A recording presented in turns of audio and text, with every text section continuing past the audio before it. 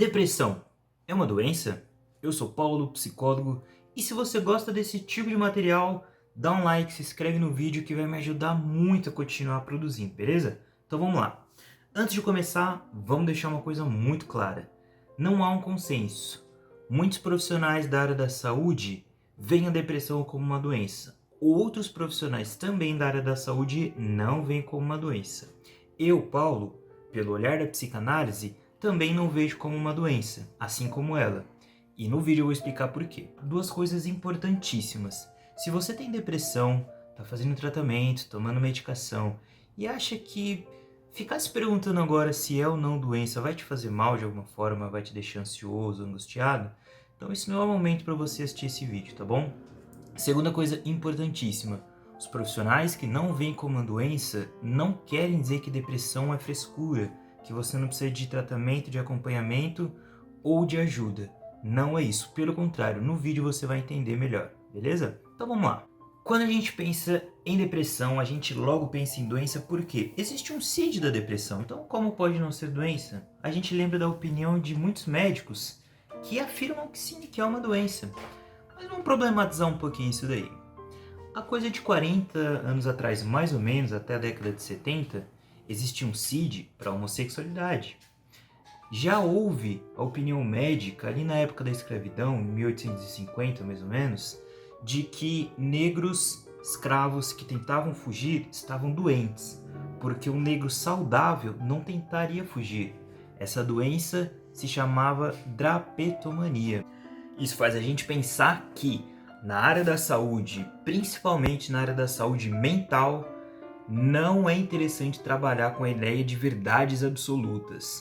Quanto mais a gente pensa em trabalhar diferentes perspectivas do mesmo fenômeno, mais a gente tem a compreender melhor esse fenômeno. E a maneira como a gente vê a depressão como uma doença ou não, no vídeo de hoje vocês vão ver como faz toda a diferença o fenômeno da depressão em si. Muitas pessoas, quando pensam em depressão, automaticamente lembram daquela ideia de que as neurociências já descobriram a causa da depressão, que está no cérebro, quando o cérebro tem uma baixa produção de serotonina, né?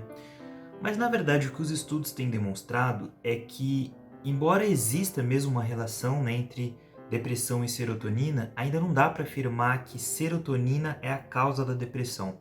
Vamos entender o que esses estudos têm demonstrado.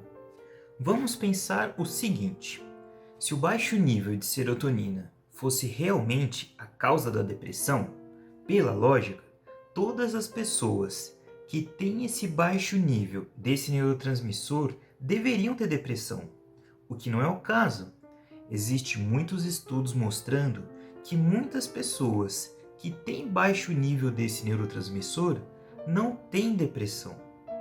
E que o contrário também acontece.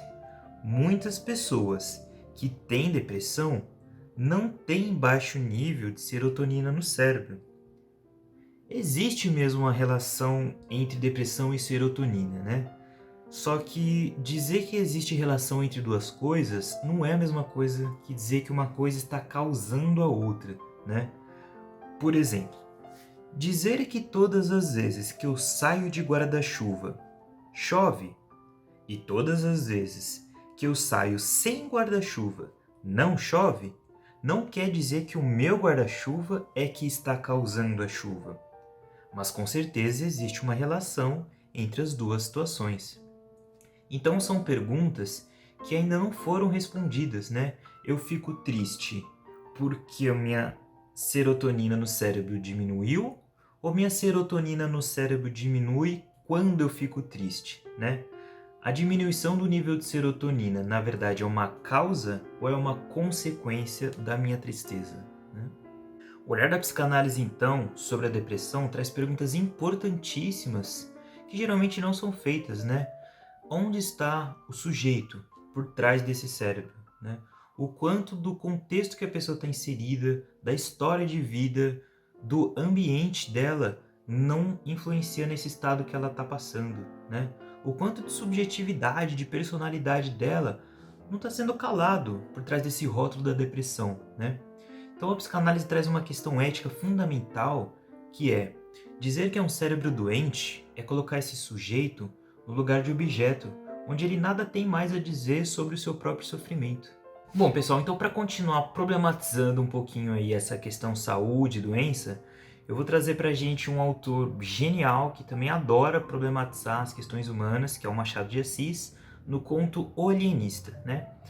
Nesse conto, o protagonista Simão Bacamarte, ele era considerado o melhor psiquiatra do Brasil, de Portugal e das Espanhas. Ele passou anos estudando a fisiologia do cérebro, a formação das doenças no cérebro, o estado de saúde e doença, né? E ele retorna para a cidade dele de Itaguaí, é muito bem recebido por todos, todos aguardavam muito ele. E depois de um tempo ele começa a perceber que os cidadãos dessa cidade estão doentes, né? Ele dizia uma frase que é muito conhecida, que ele repete muito, este sujeito não está no seu perfeito equilíbrio das suas faculdades mentais. E quando ele percebia que uma pessoa não estava nesse perfeito equilíbrio, ele mandava internar essa pessoa, né? Só que o que acontece é que ele mandou internar uma pessoa porque tinha um comportamento muito estranho, muito esquisito e mandou para internação. Ele começou a observar uma outra, também comportamento estranho, esquisito, mandou internar, foi internando. Conclusão da história. Toda a cidade de Itaguaí foi considerada sem o perfeito equilíbrio das suas faculdades mentais, né? Olha que engraçado que o Machado traz, né?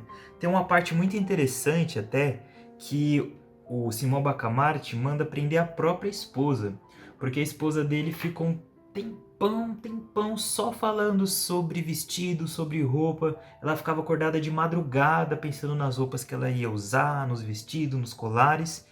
Simão Bacamarte olhou e falou: não, minha esposa não está mais no perfeito equilíbrio das faculdades mentais. E mandou internar ela, né? Para ela poder receber o tratamento e se curar. Gente, essa reflexão tanto irônica que o Machado nos propõe é que, se a gente for parar para pensar, ninguém nunca vai se enquadrar nesse perfil de perfeito equilíbrio das faculdades mentais que propõe a psiquiatria. E para a gente ver como é complexa essa questão, vamos analisar o que a Organização Mundial de Saúde, OMS, declara ser um estado de saúde. Vamos ver. Um estado de completo bem-estar físico, mental e social, e não somente ausência de afecções e enfermidades. Agora eu tenho uma pergunta para você. Pense em todas as pessoas agora que você conhece muito bem, que você conhece intimamente, que você conhece até as fraquezas dela, não as que você conhece só superficialmente, tá? E me diga, quantas dessas pessoas você pode dizer que tem o perfeito equilíbrio das suas faculdades mentais? Quantas dessas pessoas que não entram em contradição com elas mesmas, nem se contradizem, que não possuem nada de estranho, nenhum comportamento anormal? Pessoal, então 3 coisas para a gente refletir com calma. Primeiro, se todos somos doentes, então automaticamente ninguém é doente, né?